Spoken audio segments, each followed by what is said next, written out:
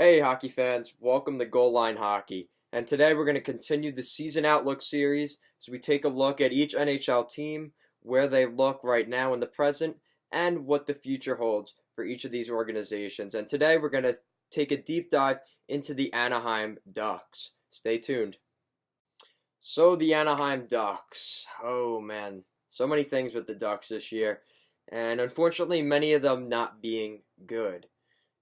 So to start, looking at the points leaders for the Anaheim Ducks, Ryan Getzlaf leads the team in points with 39 points in 57 games played. Adam Henrique, 34 points in 68 games. Jakob Silfverberg with 29 points in 59 games played. Rickard Rakell, 29 points in 55 games played. And Nick Ritchie with 27 points in 50 games played.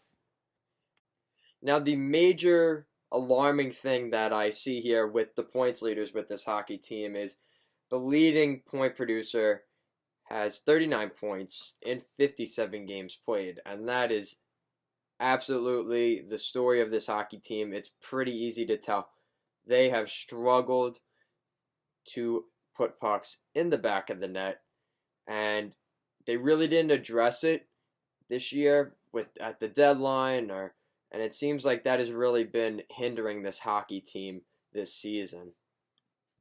Now, plenty of things have gone wrong for the Anaheim Ducks this year, and you could see the fall of grace starting to come in Anaheim, unfortunately.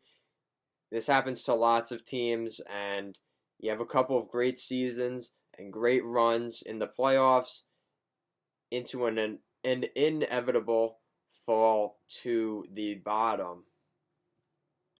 Now, the goal scoring issues have been apparent for this team, and one of those being that one of their better scoring players in Jakob Silfverberg, he really hasn't produced much, and Andre Kashe, who came on the scene last season as a great hockey player, put up some really great numbers last year, and he's been out a lot of this season with some major injuries, and he hasn't really been able to play as much as he would like. I believe he's a point per game, and the Ducks desperately needed a guy like him to be in the lineup. And obviously the regression of certain players like Ryan Getzlaf and the continued regression of Corey Perry as he has struggled as well. Really the only bright spots for this team seem to be a guy like Rickard Rakell, who has been the best center on this hockey team, with no discredit to Ryan Getzlaf, but it seems like the direction and moving forward, this team is going to be run under Rickard Rakell. Now, another thing that really hurt this team was on the back end. They have a really good defense, and everybody praises this team for their defense, especially heading into the season. They obviously bit into that a little bit this year. I believe before the holidays, they made a trade with the Pittsburgh Penguins for Daniel Sprong. In exchange, they trade their defenseman Marcus Pettersson. That trade has definitely been a tough one for the Anaheim Ducks. Pittsburgh has gotten Marcus Pettersson, and he has been playing out of this world for the Pittsburgh Penguins, and can't really say the same for Daniel Sprong, as he has continued to struggle. A former first-round pick, and he has just not been able to get it going in Anaheim. And he started off pretty well in his stint with Anaheim, but since then, he's been up and down the lineup and really not finding the success that he was hoping for. Now, looking at the Anaheim Ducks record, they are 26, 33, and 9. That adds up to 61 points for the Anaheim Ducks.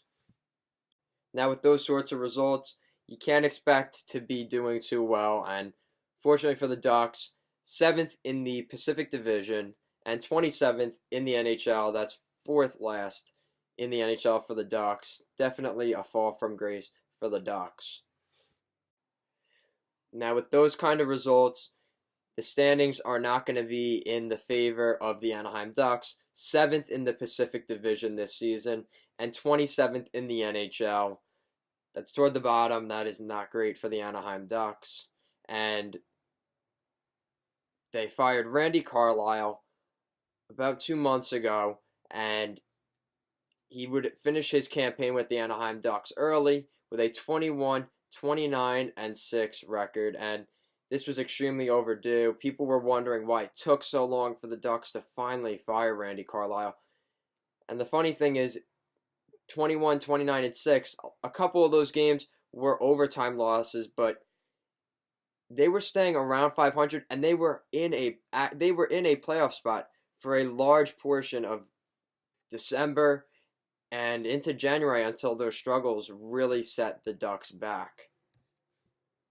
Now, since the firing of Randy Carlyle, the interim coach tag has been given to, he basically gave himself a job, Bob Murray. He's the GM and the head coach of this team. The last time we've seen something like this happen was Lou Lamoriello with the New Jersey Devils back in the 90s. And ever since then, we have not seen this. So this is an interesting move. And it seems like the Anaheim Ducks are going with the San Diego Gulls head coach as the likely guy for next season. But they did not want to put him into this situation for this season. Now, not all is doom and gloom for the Anaheim Ducks, as you've still got John Gibson, who is an amazing goaltender, and for the first half of the season was really keeping this team alive and going well, and he could only do it for so long. He got injured a little bit, and his play became inconsistent, and the team really fell apart from there. A couple of other guys, Troy Terry and Max Jones, have got some playing time as some rookies this year, as well as a couple other guys, Sam Steele, a couple of other guys in the mix there, and hopefully the future is bright for the Anaheim Ducks. Thank you guys for watching us here at Goal Line Hockey. If you liked the video, give it a thumbs up, and if you really liked it, hit the subscribe button for more content in the near future. So we continue this season outlook series here with the Ducks. We're going to go basically from the bottom of the league to the top of the league by the end of the playoffs. Thank you for watching.